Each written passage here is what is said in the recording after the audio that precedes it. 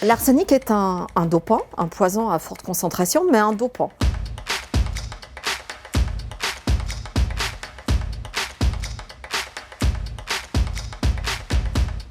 C'est un élément chimique, c'est le 20e élément le plus abondant de la croûte terrestre et c'est ce qu'on appelle un métalloïde. L'arsenic est présent dans la croûte terrestre naturellement et de par sa capacité à être mobilisé, on va pouvoir le retrouver dans l'eau, on va pouvoir le retrouver dans la terre, on va pouvoir même le retrouver dans les végétaux.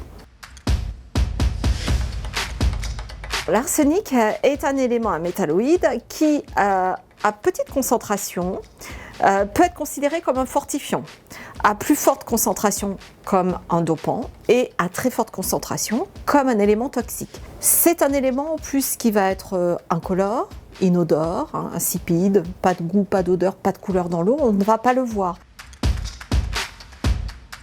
Alors on va le retrouver en application pharmaceutique, dans la composition de certains médicaments. On peut le retrouver aussi dans la fabrication de composants électroniques. On va le retrouver dans des produits phytosanitaires, dans des pesticides. Donc finalement, dans les usages du quotidien, il peut être assez souvent présent.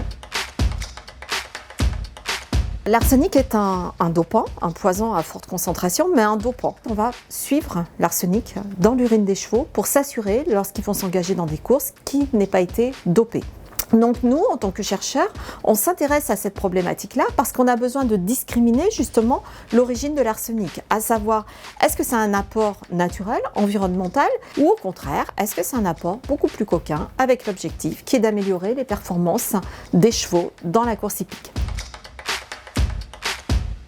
On essaye de comprendre sa dynamique dans l'environnement, la façon dont il est mobilisé, transféré, et aussi parce que comme il a un caractère toxique, il peut être générateur de maladies, on va être obligé de l'analyser dans les eaux qu'on va consommer, et notamment en eau potable, il y a une norme autour de l'arsenic qui est fixée à 10 microgrammes par litre, et donc on va devoir mieux connaître dans un secteur où on va venir utiliser des ressources pour la production d'eau potable, ce risque de mobilité de l'arsenic et s'assurer qu'on en a de faibles quantités dans l'eau, tout au moins qu'on a assuré un traitement de l'eau qui va faire qu'il n'y a plus aucun risque pour la santé humaine.